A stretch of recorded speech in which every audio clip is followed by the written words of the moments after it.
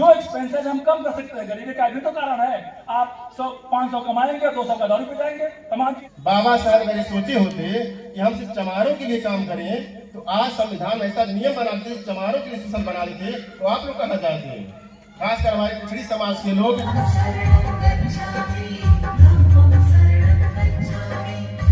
यार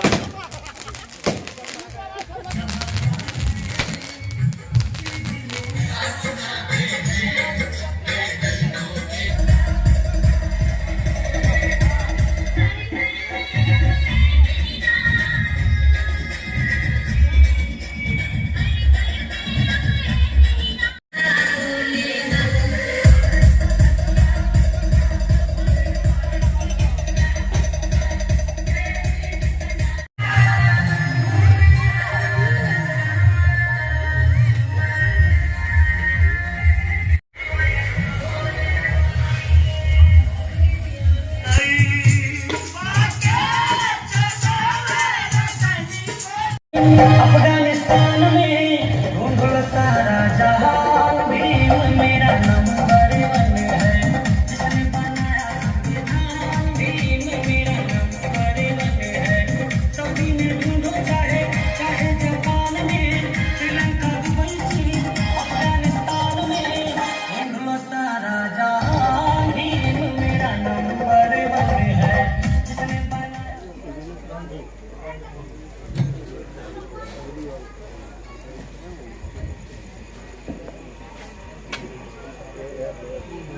अमर रहे बाबा साहब, अमर रहे जब तक सूरज चांद रहेगा। धन्यवाद साथियों।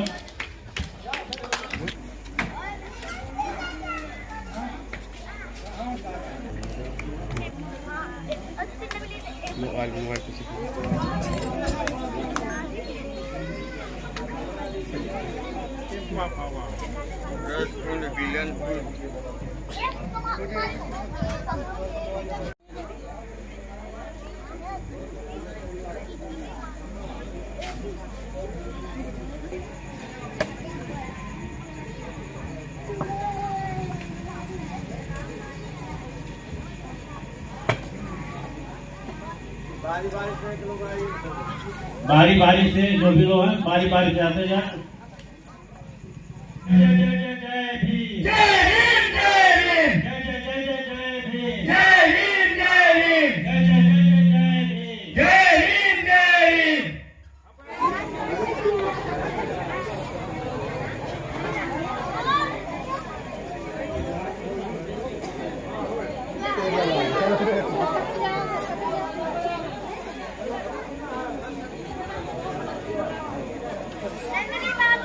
बारी से धक्का मुक्की न करें, बारी बारी से।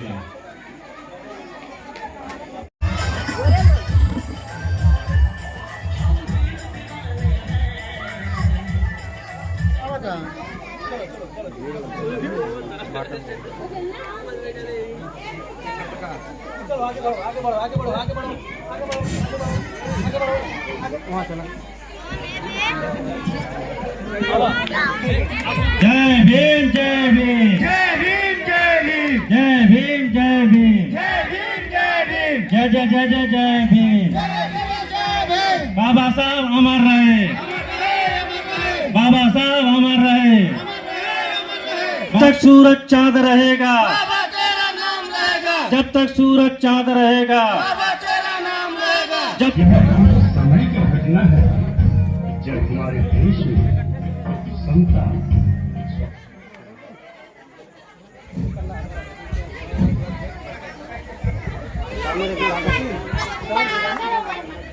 ये 4 दिन के अंदर बाबा साहब की जयंती का प्रोग्राम रखा गया।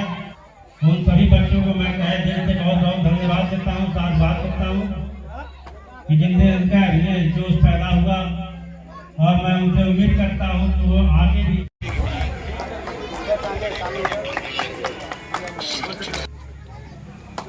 सामने देखो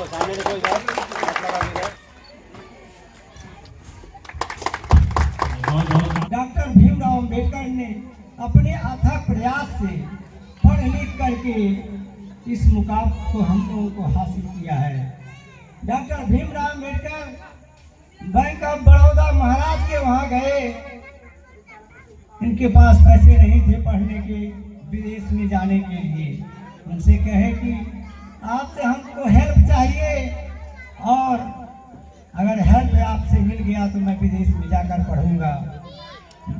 महाराज ने कहा ठीक है, हम आपका हेल्प करेंगे, लेकिन आपको जब वहाँ से आप शिक्षा ग्रहण करके लौटेंगे तो आपको हमारे यहाँ अवैतनिक नौकरी करनी पड़ेगी, मतलब बिना पैसे के आपको नौकरी करना पड़ेगा। उन्होंने कहा यस जरूर करूँगा, लेकिन आप मुझे विदेश में भेजिए, हमें देश की सेवा करनी है, जो पिछड़े हैं दलित हैं उनकी सेवा करनी है। साथियों, आप सभी को बाबा साहब की 134वीं जयंती पर आप सभी का आभार प्रकट करता हूँ और धन्यवाद करता हूँ कि आप लोग इतनी संख्या में आकर के यह दिखा दिया कि हाँ बाबा साहब हमारे लिए क्या है। आप सभी जानते होंगे कि बाबा साहब हमारे लिए क्या नहीं किया। आज यहाँ हम बैठे हैं, उनकी देन है। आज हम अच्छे कपड़े पहन रहे हैं, खा रहे हैं, पी रहे हैं, जी रहे हैं, हवा ले रहे हैं, सब बाबा साहब की देन है।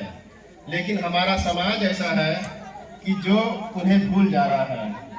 हम लोग बाहर पढ़े और बाहर जॉब भी कर रहे हैं। जगह जगह देखा जाता है कि लोग आज भी हम लोग को उसी नज़र से देखते हैं जिस नज़र से पहले देखा जाता था। हमारा समाज, हमारी बिरादरी चाहे कितने भी ओहदे पहुंच जाए, वो चाहे IAS बन जाए, सामने तो सब तारीफ करते हैं, पीठ पीछे ही कहते हैं अरे चमड़ा है ना, उसका कोई वैल्यू नहीं दिखा देता है हमारी औकात का। मैं आप लोगों से आग्रह करना चाहता हूँ, आप 2 रोटी कम खाइए, 1 रोटी कम खाइए, लेकिन अपने बच्चों को इतना शिक्षा दीजिए कि वो किसी के सामने झुक न सके और किसी से वो डरे न। वो शिक्षा, बाबा साहब ने कहा था कि शिक्षा वह शेरनी का दूध है जो जितना पिएगा उतना दहाड़ेगा। आज हमारे समाज में ऐसे से लीडर हैं जो किसी से डरते नहीं हैं। और जीता जाकर उदाहरण देना चाहूँगा आप लोगों को, मोबाइल सभी लोग देखते होंगे, एक नाम है चंद्रशेखर रावण का। मायावती जी के बाद अगर कोई आया हमारे देश में तो एक चंद्रशेखर रावण जो बिना डरे सभी से लड़े हो। तो हम चाहते हैं आप लोग भी उन्हीं तरह पढ़े लिखे और अपने समाज को आगे बढ़ाने का कार्य करें। हमारे समाज में तो आज हमारी स्थिति पहले जैसे होती। जो स्त्री आप लोग जानते हैं कि गले में घड़ा और कमर में झाड़ू बांधी रहती थी, हमारे किनारे किया जाता था, हमारी परछाई पड़ने से पाप लगती थी, तो वो स्त्री आज भी रहती। ये महापुरुष की देन है। ये 100 देवता अगर एक तरफ हो जाए, उनका 333 करोड़ देवता अगर एक तरफ रहे तो मेरे बाबा साहब अकेले उनके लिए काफी है। आज भी किसी को न्याय की जरूरत होती है तो बाबा के बनाए हुए संविधान की जरूरत पड़ती है। न्याय जाना पड़ता है उन्हें, चाहे कोई भी हो, कोर्ट का ही सहारा लेना पड़ता है। क्यों नहीं तो जाके मंदिर में कहे कि भगवान हमें बचा लो। कोई भी हत्यारा, कोई भी किसी को अगर मारता पीटता है, क्यों नहीं जाकर कहता कि मंदिर भगवान की रक्षा करो। उसे भी संविधान का सहारा लेना पड़ता है। कोई भी हो, प्राणी हो, चाहे किसी भी जात धर्म का हो। अब बाबा साहब आज भी लोग मनाते हैं, खास कर ये लोग कहते हैं अरे चमारों के मसीहा है, चमार ही जाने। बाबा साहब मेरे सोचे होते कि हम सिर्फ चमारों के लिए काम करें तो आज संविधान ऐसा नियम बनाते, चमारों के लिए शासन बना देते, तो आप लोग कहाँ जाते। खासकर हमारे पिछड़ी समाज के लोग जो अपने आप को सवर्ण समझते हैं, उनके लिए मैं कहना चाहूंगा, सवाल नहीं है। वहाँ अहिर जात की महिला बता रही थी, भैया हम लोग जाते हैं तो कहते हैं बाबू तुम लोग छोटे जात की चप्पल निकाल के जाया करो मंदिर के सामने से। बताइए, भगवान सबके लिए एक होता है, उसकी जात नहीं उसकी होती है कि तुम फला जात हमारे मंदिर में आओ। लेकिन इंसानों ने जात बना करके हमको बांट दिया है। तब भी हम जो है मंदिर में जाने के लिए अकाल रहते हैं। क्या मिलता है मंदिर में जाने से? श्रद्धा दिल से रखिए, किसी कहीं पूछ लीजिए। जहाँ अगर आपका अपमान हो वहाँ ताकने मत जाइए। आप लोग जहाँ भी आपका अपमान हो वहाँ नहीं जाना चाहिए। मान सम्मान हमारे से बढ़ के कुछ है नहीं हमारे लिए समाज में। बाबा साहब ने अगर इतना सम्मान दिया है, सम्मान दिया है, उनके लिए लड़े हम। और जाना है तो बच्चों को बेटा मंदिर जाने से नहीं कुछ भला होने वाला है। अगर भला करना है तुम्हें विद्यालय जाना पड़ेगा, ना कि मंदिर जाना पड़ेगा तुमको। अगर तुम्हें कुछ बनना है, अपने आगे बढ़ना है और अपने समाज से लड़ना है तो तुम जाके विद्यालय जाओ। क्योंकि आज की पीढ़ी जो है, अब मैं टीचर हूँ, मैं पढ़ा। संविधान लागू हुआ, आजादी के 78 साल पूरे हो गए। क्या हमारी जो समस्याएं थी उस समय जो बाबा साहब के समक्ष थी, क्या आज की तारीख में वो सारी समस्याएं खत्म हो गई हैं? हमको सोचना पड़ेगा कि क्या संविधान लिख देने के बाद, क्या संविधान लागू होने के बाद हम अमीर हो गए हैं, हम शिक्षित हो गए हैं, हम सबके पास रोजगार मुहैया हो गया है, सबकी सारी समस्याएं जो स्वास्थ्य का है और तमाम चीजें हैं, क्या सबको प्राप्त हो गया है? क्या अदम गौंडवी साहब ने एक शेर लिखा था कि 100 में 70 आदमी फिलहाल जब नासाद हैं, दिल पर हाथ रख के कहिए हिंदुस्तान के आजाद है। कोठियों से मुल्क का मयार मत आंकिए, असली हिंदुस्तान तो फुटपाथ पर आबाद है, असली हिंदुस्तान तो फुटपाथ पर आबाद है। साथियों, मेरा मानना है कि 1 या 2% लोग अपने समाज के नौकरियों के माध्यम से या एक किन प्रकार कुछ ऊपर उठे हैं, बाकी 98% हमारा समाज आज उसी दयनीय स्थिति में है जो आज से करीब 75 साल या 100 साल पहले था। हम क्या है कि इस व्यवस्था में दूसरे की टाटा और अंबानी की तुलना में हम भी शादी में वही बैंड बनवाएंगे, वही रथ जाएगा, वही डीजे जाएगा, वही जो एक्सपेंसेस हम कम कर सकते हैं। गरीबी का भी तो कारण है। आप 100-500 कमाएंगे, 200 का दारू पिलाएंगे, तमाम चीजें हैं। या जो है कि बच्चे का मुंडन हो गया, उसका बर्थडे हो गया, वो शादी ब्याह, तमाम ऐसी चीजें हैं जो हमारे हाथ में है, जो हम कर सकते हैं, अपनी आर्थिक स्थिति सुदृढ़ कर सकते हैं। उस बचत से हम अपने और दूसरे काम से शिक्षा पर खर्च सकते हैं, स्वास्थ्य पर खर्च कर सकते हैं, ये तमाम चीजें हम कर सकते हैं। लेकिन नहीं, आहों से पत्थर पिघलेगा, इस धोखे में मत रहना। आहों से पत्थर पिघलेगा, इस धोखे में मत रहना। बिन संघर्ष अधिकार मिलेगा, इस धोखे में मत रहना। इस देश के जर्रे जर्रे में तुम्हारा हिस्सा है, मगर कोई बुला के देगा, इस धोखे में मत रहना।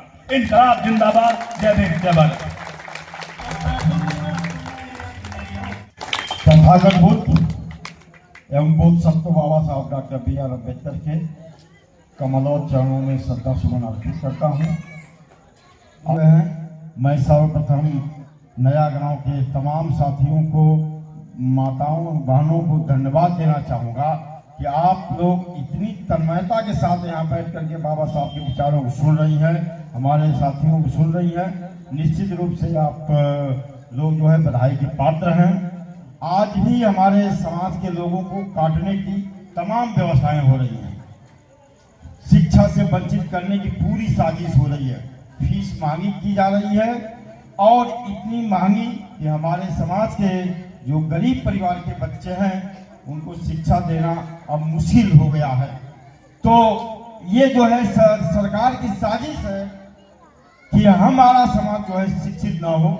लेकिन मेरा अनुरोध यह है कि आप लोग जो है संघर्ष करें, जितनी भी आधी रोटी खाएं, आप अपने बच्चों को पढ़ाएं, क्योंकि बाबा साहब डॉक्टर B.R. अम्बेडकर के सामने भी ये समस्या थी। वो तमाम जो है दिनों जो है भूखे रह जाते थे।